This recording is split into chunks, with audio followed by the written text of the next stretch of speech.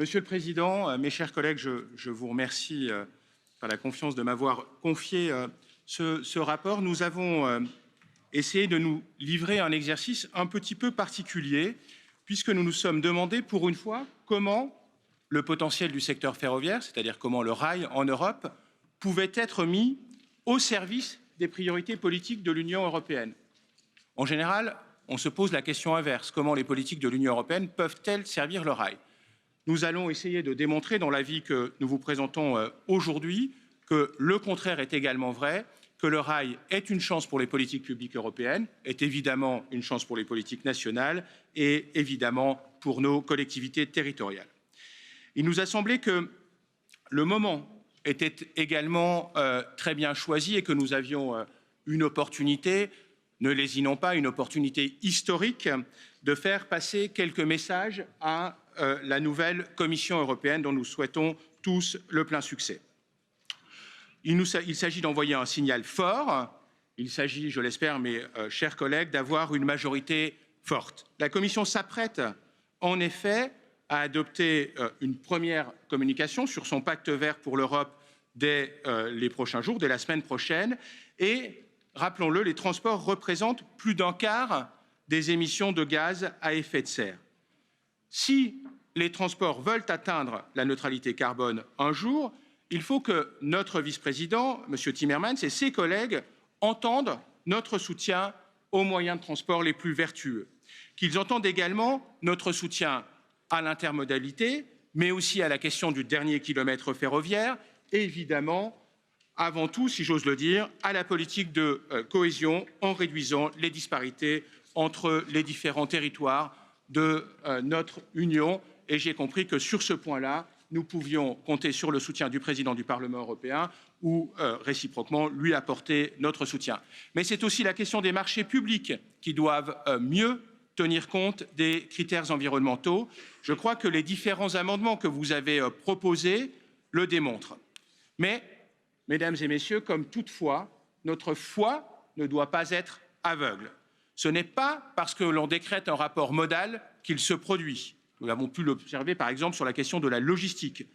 C'est pourquoi notre avis est exigeant vis-à-vis du secteur ferroviaire en lui demandant de s'engager lui-même davantage dans la qualité de service, la cohésion économique et sociale, la numérisation, la sécurité, la recherche, l'emploi, la formation et évidemment l'accessibilité pour les personnes à mobilité réduite, mais aussi, je le dis comme je m'occupe de la culture dans la région où je vis, l'ouverture sur la culture et en particulier dans les gares. Sur ce dernier point d'ailleurs, compte tenu de votre fort soutien à l'initiative Discover EU, je suggère d'adosser deux mesures concrètes. Une sensibilisation de l'offre culturelle dans nos territoires, y compris des événements culturels liés aux gares, en tant que patrimoine commun de nos territoires, mais aussi, nous savons, les gares sont des lieux de passage, des événements culturels dans les gares. Et vous le savez, la prochaine biennale Europalia sera notamment consacrée au chemin de fer. Ce jour même, au moment où nous parlons, les commissions de l'industrie et des transports du Parlement valident un mandat de négociation pour leur rapporteur au sujet du futur mécanisme d'interconnexion en Europe. Vous le savez, il s'agit là du bras armé, puisque c'est le bras financier des réseaux transeuropéens de transport.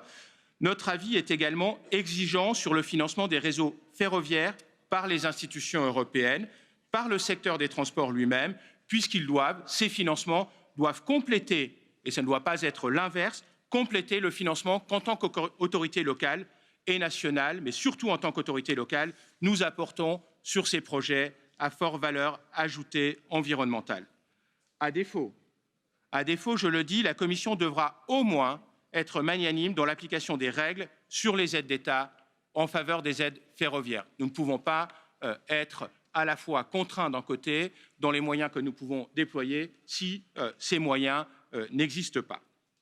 À ce propos, je voudrais le dire, il n'y a finalement que 15 jours que la Commission, le Parlement et le Conseil ont trouvé un accord sur le budget pour 2020.